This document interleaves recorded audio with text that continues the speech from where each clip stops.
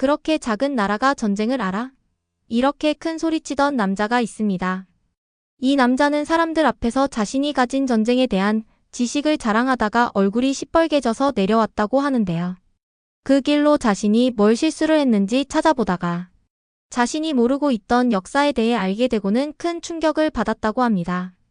그럼 지금부터 이 남자의 사연을 들려드릴게요. 오늘도 행복하고 건강한 하루 보내세요. 제 이름은 한스 밀러예요. 전쟁 역사, 특히 유럽의 전쟁을 연구하고 있죠. 20년 동안 유명한 전투에 관해 읽고 유럽 군대의 전투 방식에 대해 글을 써왔어요. 제 책상은 나폴레옹 군대가 행진했던 경로를 보여주는 낡은 지도와 논문들로 뒤덮여 있었어요. 저는 제 일을 정말 좋아해요. 전쟁이 무엇을 의미하는지 이해하고 있다고 믿었죠. 유럽에서 전쟁은 규칙과 명예에 관한 것이었어요. 위대한 장군들이 수백 년 된 전통에 따라 군대를 이끌었죠. 왕과 황제들은 영토나 권력을 얻기 위해 싸웠고 병사들은 왕의 명령을 따랐어요. 이것이 제가 존중하는 유일한 전쟁 방식이었죠. 조직적이고 전략적이며 특정 규칙을 따르는 방식이요. 유럽 밖의 나라들에 대해 생각할 때 그들이 저에게 가르쳐줄 것이 많다고 생각하지 않았어요. 한국 같은 작은 나라들은 세계 역사의 큰 그림에서 중요하지 않아 보였죠. 제 벽에는 전 세계를 보여주는 지도가 있었는데 한국은 거대한 중국과 섬나라, 일본 사이에 끼어있는 작은 반도에 불과했어요. 그들이 진짜 전쟁에 대해 뭘 알겠어? 라고 저는 종종 제 학생들에게 말했죠. 한국은 그저 강력한 이웃들 사이에서 운 좋게 살아남은 거야. 그때 저는 정말 자신만만했어요. 제가 아는 것에 대해 너무 확신하고 있었죠. 제가 모르는 것에 대해서는 완전히 틀리게 생각하고 있었어요. 그날 아침 대학에서 베버 교수님이 저를 찾아왔어요. 그분은 저보다 나이가 많았고 하얀 머리에 코끝으로 자꾸 미끄러지는 안경을 쓰고 계셨죠. 그분이 저에게 과제를 가져오셨어요. 한스, 그가 제 책상에 폴더를 놓으며 말했어요. 대학에서 아시아 군사 역사 연구를 확장하고 싶어 해. 자네가 한국에 가서 그들의 전통 전쟁 방식을 연구했으면 해. 저는 웃었어요. 정말로 그분을 향해 웃었다니까요. 한국이요? 제가 거기서 우리 분야에 중요한 걸 배울 수 있을까요? 저는 물었죠. 그들은 너무 많이 침략당했잖아요. 유럽처럼 풍부한 군사 전통이 없어요. 베버 교수님은 안경 너머로 저를 쳐다보셨어요. 그게 바로 자네가 가야 하는 이유야. 어떻게 작은 나라가 훨씬 더 큰 강대국들의 수많은 침략에서 살아남았을까? 거기엔 흥미로운 뭔가가 있을지도 몰라. 저는 가고 싶지 않았어요. 제 사무실에서 제 책들과 함께 있는 게 편했죠. 저는 유럽 전쟁에 대해 알고 있었어요. 유명한 전투들, 영웅적인 장군들, 명확한 승자와 패자들. 왜 그저 운으로 살아남은 것처럼 보이는 작은 나라를 연구해야 할까요? 대학이 자네를 믿고 있어. 한스 베버 교수님은 떠나면서 말씀하셨어요. 서울행 비행기는 다음 주야. 그가 떠난 후 저는 폴더를 살펴봤어요. 안에는 한국 역사에 관한 기본 정보가 있었죠. 별 관심 없이 대충 훑어봤어요. 고대 한국 왕들이 중국 침략에 맞서 싸운 내용도 있었고 이순신 장군, 거북선에 관한 내용도 있었어요. 제가 연구하는 전투들에 비하면 중요해 보이지 않았죠. 제 벽에는 제가 방문했던 모든 유명한 전장을 보여주는 유럽의 상세한 지도가 있었어요. 워털루, 아우스터리츠, 베르덩, 이곳들은 역사가 굵은 글씨로 쓰여진 곳들이죠. 어떻게 한국이 이것과 비교될 수 있을까요? 한숨을 쉬며 여행을 위한 작은 가방을 꾸리기 시작했어요. 많이 싸지 않았어요. 그저 몇 권의 노트북, 펜, 몇 권의 참고 서적만 챙겼죠. 오래 머물거나 제 생각을 바꿀 만한 것을 배울 거라고 기대하지 않았어요. 짧은 여행이야, 저는 스스로에게 말했어요. 기본 정보만 수집하고 간단한 보고서를 작성한 다음 내 진짜 일로 돌아갈 거야. 한국 땅을 밟는 순간 전쟁, 생존, 역사에 대한 제 모든 믿음이 도전받게 될 거라는 것을 전혀 알지 못했어요. 전쟁하고 생존하고 국가의 미래를 보호하는 것이 무엇을 의미하는지에 대해 제 평생의 연구가 놓친 필수적인 무언가를 배우게 될 줄은 몰랐죠. 비행기가 인천국제공항에 부드럽게 착륙했어요. 창문 밖으로 저를 놀라게 한 도시가 보였죠. 높고 유리로 된 건물들이 하늘을 향해 솟아 있었어요. 현대적인 고속도로가 그 사이를 구불구불 지나고 있었죠. 이건 제가 상상했던 한국이 아니었어요. 출구에서 젊은 여성이 저를 기다리고 있었어요. 그녀는 제 이름이 적힌 팻말을 들고 있었죠. 밀러 교수님, 저는 민지입니다. 체류 기간 동안 교수님의 통역사이자 가이드가 될 사람이에요. 그녀는 살짝 허리를 숙이며 말했어요. 그녀의 영어는 완벽했죠. 서울까지 차로 가는데 약 1시간이 걸렸어요. 민지는 지나가는 동안 랜드마크를 가리키며 설명해주고 있었죠. 내일 서울대학교에서 김 교수님을 만나실 수 있도록 준비했어요. 민지가 설명했어요. 그녀는 우리나라 최고의 한국 군사 역사 전문가예요. 저는 고개를 끄덕였지만 많은 말을 하지 않았어요. 이 김 교수가 저에게 전쟁에 대해 무엇을 가르쳐 줄 수 있을까요? 저는 수십 년 동안 위대한 유럽 전투들을 연구해 왔어요. 나폴레옹 시저 알렉산더 대왕에 대해 알고 있었죠. 이들이 진정한 군사 천재들이었어요. 다음 날 아침 대학교에 있는 김 교수의 사무실에서 그녀를 만났어요. 그녀는 짧은 회색 머리와 지적인 눈을 가진 작은 여성이었죠.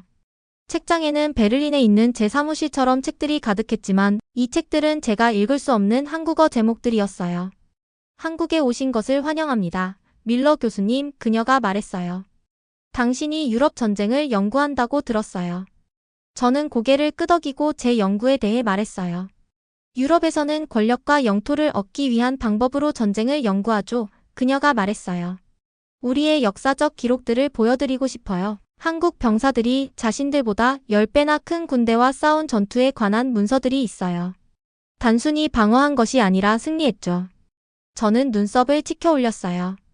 이것은 있을 법하지 않아 보였죠. 오후 민지가 저를 남산타워로 데려갔어요. 케이블카를 타고 산을 올랐죠. 정상에서 보는 전망은 숨이 멎을 정도로 아름다웠어요. 서울이 사방으로 펼쳐져 있었고 현대적인 도시가 산으로 둘러싸여 있었으며 일부 봉우리에는 고대 성벽이 보이고 있었죠. 그 산들이 우리의 첫 번째 방어선이었어요. 민지가 설명했어요. 적이 오면 우리 사람들은 산성으로 후퇴했죠. 단지 군인들뿐만 아니라 모든 사람들이요. 노인들, 아이들, 농부들, 귀족들은 모두가 함께 생존하기 위해 협력했어요. 다음 날 아침 우리는 대학 기록 보관소를 방문했어요. 김 교수는 고대 전투 지도와 옛 한국어 필체로 쓰여진 기록들을 보여줬어요. 김 교수가 설명하는 동안 민지가 통역해주고 있었죠. 이것은 을지문덕 장군이 단 1만 명의 군사로 30만 명이 넘는 중국 수나라 군대를 물리친 살수 대첩을 보여줍니다. 그녀가 누런 문서를 가리키며 말했어요. 저는 고개를 저었어요. 그건 불가능해요. 어떤 장군도 30배나 큰 군대를 물리칠 수 없어요. 김 교수는 논쟁하지 않았어요. 그저 더 많은 문서를 보여줬을 뿐이죠. 한국 병사들이 압도적인 불리함에 맞서 싸운 전투 기록들이요. 저에게는 이해가 안 되는 전략들이었어요. 이긴 후에 후퇴하고 이미 떠나고 있는 적을 추격하고 영토를 점령하기보다 가능한 많은 적을 죽이는데 집중하는 전략들이요. 이것들은 진짜 전투 전략이 아니에요. 저는 좌절감을 느끼며 말했어요. 유럽 전쟁에서는 영토를 얻고 항복을 강요하는 것이 목표예요. 우리의 목표는 달랐어요. 김 교수는 차분히 대답했어요. 우리의 목표는 민족으로서 생존하는 것이었죠. 만약 우리가 단 한 번이라도 완전히 패배했다면 한국은 영원히 사라졌을지도 몰라요. 저는 그녀가 무슨 말을 하는지 이해할 수 없었어요. 유럽에서 전쟁은 질 수도 있고 이길 수도 있었지만 나라들은 회복했죠. 군대는 재건되었고 새로운 전투가 벌어졌어요. 보관소에서 사흘을 보낸 후 김 교수는 저를 불편하게 만드는 것을 제안했어요. 이 전투들에 대해 읽는 것도 중요하지만 그것들이 일어난 곳을 보는 것이 더 좋아요. 그녀가 말했어요. 고대 전장 유적지와 요새들을 찾아가 보고 싶어요. 함께 가시겠어요? 저는 가고 싶지 않았어요. 낡은 보관소는 괜찮았어요. 제 자신의 이해를 통해 문서를 해석할 수 있었으니까요. 하지만 실제 전장을 걷는 것은 제가 무시할 수 없는 것들을 보여줄지도 모르죠. 산길은 우리 차가 더 높이 올라가면서 꼬불꼬불 돌아가고 있었어요. 나무들이 양쪽에 줄지어 서 있었고 가지들이 길 위의 빛과 그림자의 패턴을 만들고 있었죠. 1시간을 운전한 후 우리는 마침내 남한산성이라는 고대 산성에 도착했어요. 우리가 걷기 시작하자 아침 공기는 시원하고 신선하게 느껴지고 있었어요. 김 교수가 앞장섰고 민지는 통역을 위해 제 옆에 있었죠. 우리 발 아래의 돌길은 시간이 지나면서 수백만 발자국에 의해 매끄럽게 닳아 있었어요. 이 성은 침략 동안 사람들을 보호하기 위해 지어졌어요. 민지가 설명했어요. 단지 왕이나 귀족만이 아니라 모든 사람들을 위해서요. 저는 유럽에서 많은 성을 봤어요. 그것들은 항상 왕과 영주들의 권력을 보여주기 위한 웅장하고 아름다운 건물이었죠. 이 성은 달랐어요.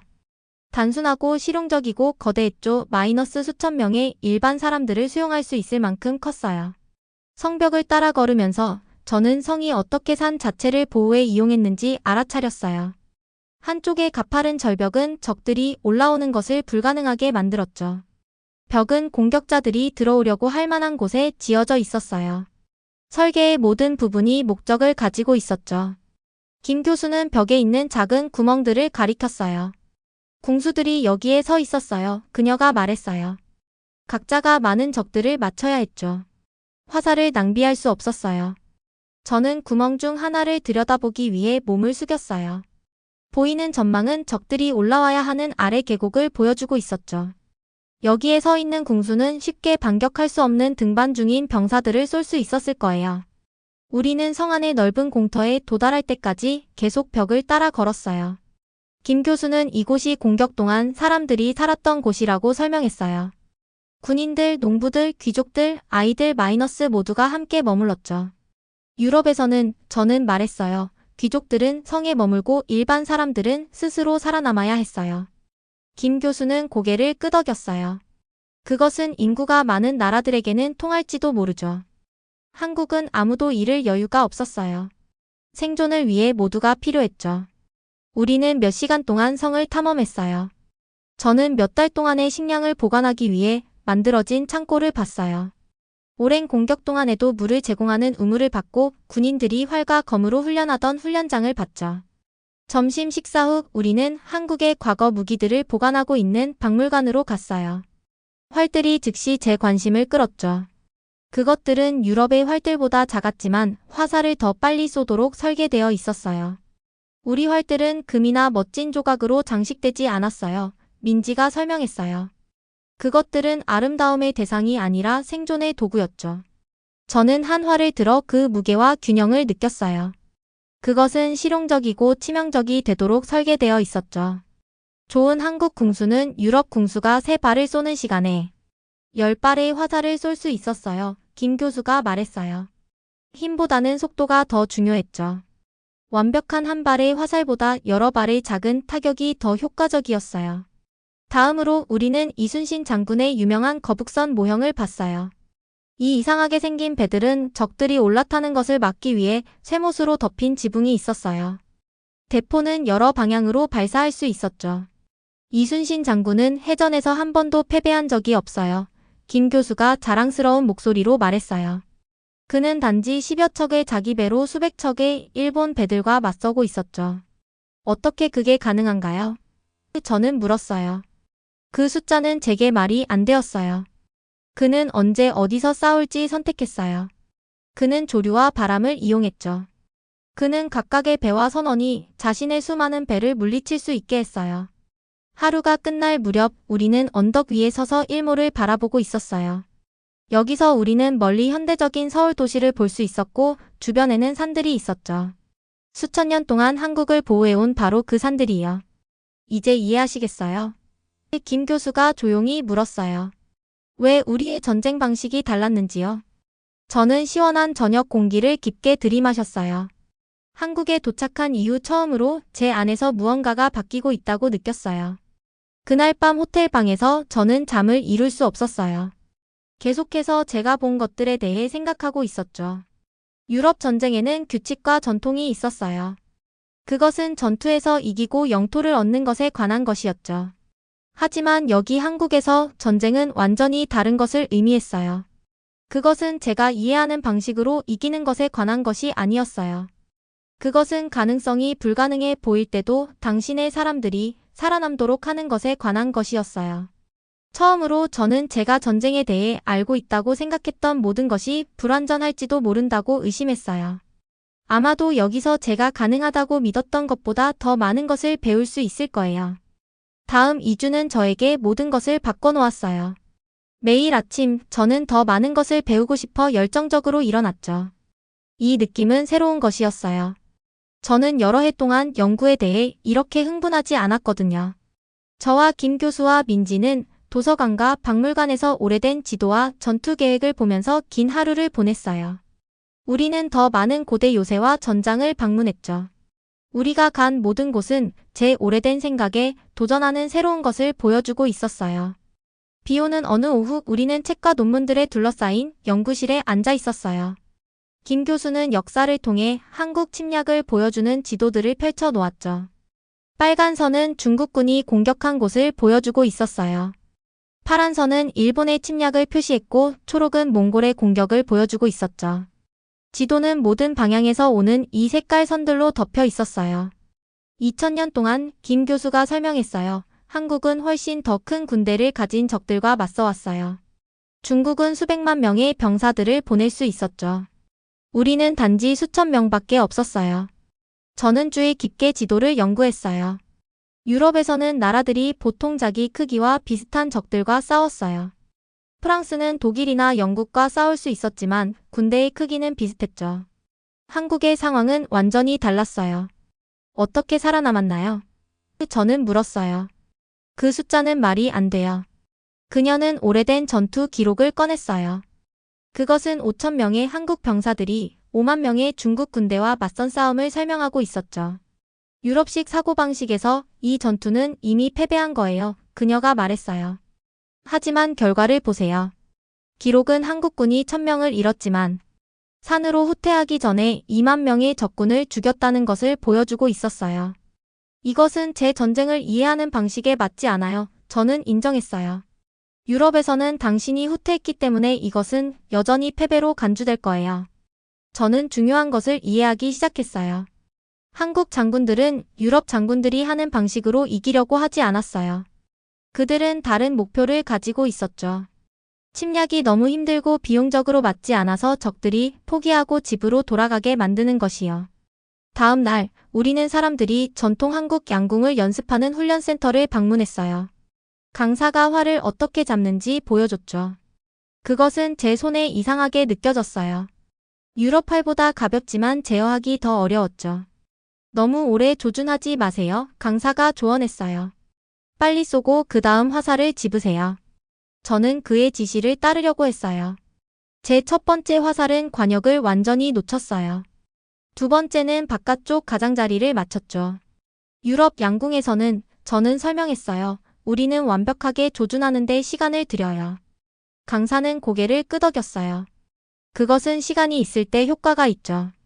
하지만 10명의 적이 당신을 향해 달려오고 있다고 상상해 보세요. 당신은 하나의 완벽한 사격과 5번의 좋은 사격 중 어느 것을 선호하시겠어요? 저는 그것에 대해 생각했어요. 하나의 완벽한 사격은 한 명의 적을 맞힐 수 있을 거예요. 5번의 덜 완벽한 사격은 3명이나 4명을 맞힐 수 있을 거예요. 당신 말이 이해되어 저는 인정했어요. 그 주 후반에 박 교수라는 또 다른 역사학자가 저녁 식사에 합류했어요. 뜨거운 국과 밥을 먹으면서 우리는 유럽과 한국 전쟁의 차이점에 대해 이야기하고 있었죠. 당신의 유럽 전쟁은 체스와 같았어요. 박 교수가 말했어요. 동등한 말을 가진 두 플레이어가 합의된 규칙을 따르는 거죠.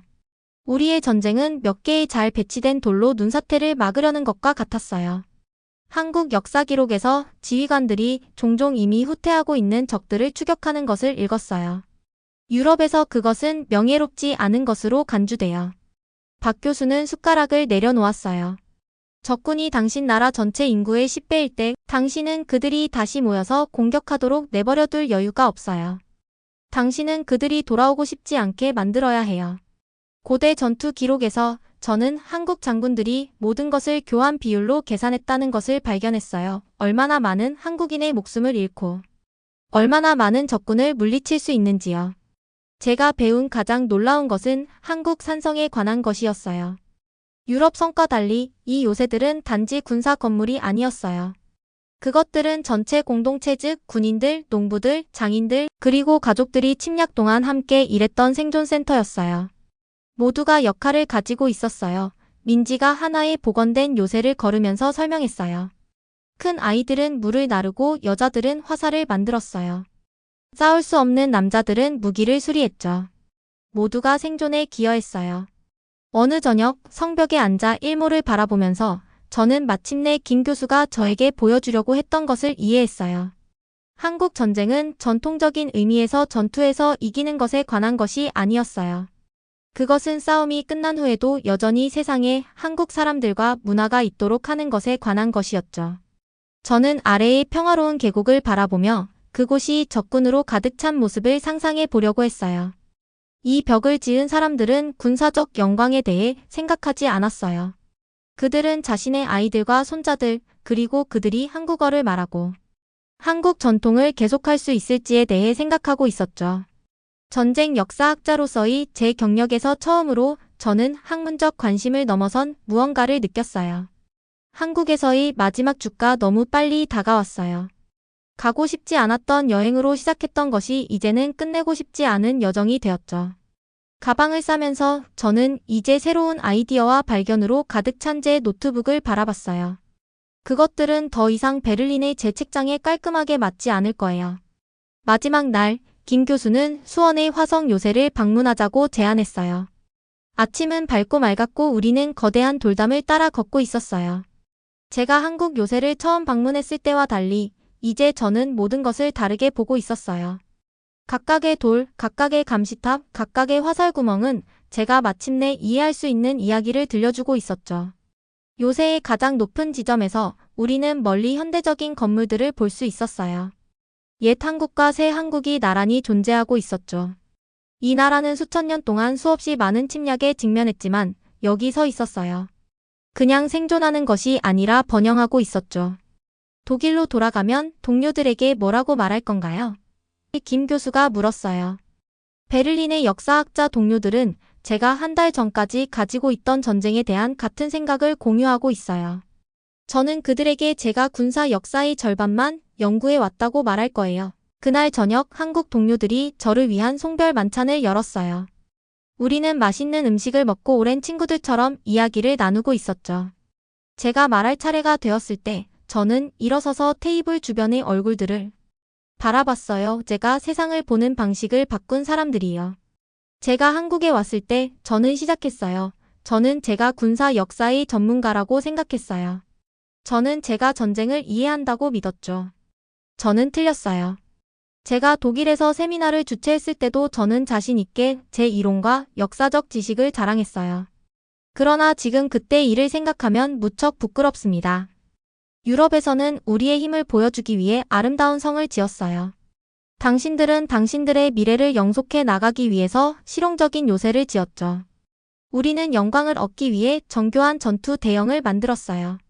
당신들은 생존하기 위해 효율적인 전투 방법을 만들었죠.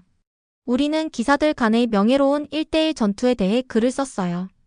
당신들은 각각의 한국인 목숨을 희생시켜 얼마나 많은 적군을 쓰러뜨려야 하는지 계산했죠. 베를린으로 돌아가는 비행기는 길었어요. 저는 대부분의 시간을 글을 쓰는데 보냈죠. 저는 도착하자마자 제 연구실에 들어가서 여행 가방을 풀고 조심스럽게 제 노트북을 책상에 정리했어요. 그런 다음 수년 동안 제 의자 뒤에 걸려있던 나폴레옹의 큰 그림을 내렸어요. 그 자리에 저는 민지가 작별 선물로 준 남한산성 요새의 사진을 걸었어요. 제 동료들은 제 여행에 대해 궁금해했어요. 몇몇은 제 새로운 아이디어에 관심을 가지고 들었어요. 다른 사람들은 고개를 저으며 그들의 확립된 견해를 제고하기를 꺼리고 있었죠. 다음 몇 달 동안 저는 제 강의를 완전히 다시 썼어요. 제 학생들은 군사 역사에 대한 이 새로운 접근 방식에 놀랐죠. 단지 누가 전투에서 이겼는지 뿐만 아니라 누가 전쟁에서 살아남았는지 그리고 어떤 대가를 치렀는지도 고려하는 방식이요. 전쟁은 단지 다른 사람을 정복하는 것에 관한 것이 아니에요. 저는 제 학생들에게 말했어요. 때로는 당신의 사람들이 미래를 갖도록 하는 것에 관한 거예요. 독일어에는 세계관 WLTANSCHAUNG라는 단어가 있어요. 그것은 세상을 보는 완전한 방식을 의미해요. 제 세계관은 바뀌었어요. 저는 더 이상 군사 역사를 단순히 위대한 제국과 그들의 정복 이야기로 보지 않아요. 저는 그것을 또한 계속 존재하기 위한 독창적인 전략을 개발한 작은 국가들의 이야기로도 봐요. 그리고 이 새로운 이해 속에서 저는 인간 본성 자체에 대한 더 깊은 무언가를 발견했어요. 전쟁에 대한 한국의 접근 방식은 단지 영리한 전략이 아니었어요. 그것은 모든 어려움을 이겨내고 자신의 가족, 언어, 생활 방식을 보호하려는 강력한 인간의 욕구였어요. 한국은 그저 운으로 살아남은 것이 아니에요. 한국은 설계에 의해 살아남았어요. 수천 년의 위협 속에서 민족을 보존하려는 섬세한 배려와 용기, 생명에 대한 존중에 의해서요. 이것이 제가 한국에서 가져온 교훈이고 제가 남은 경력 동안 세상과 나눌 교훈이에요. 오늘도 귀한 시간 내주셔서 감사합니다. 다음에 더 재미있는 사연을 여러분께 전달해 드리도록 하겠습니다. 지금까지 감동까치였습니다. 영상이 마음에 드셨다면 구독과 좋아요 부탁드리겠습니다.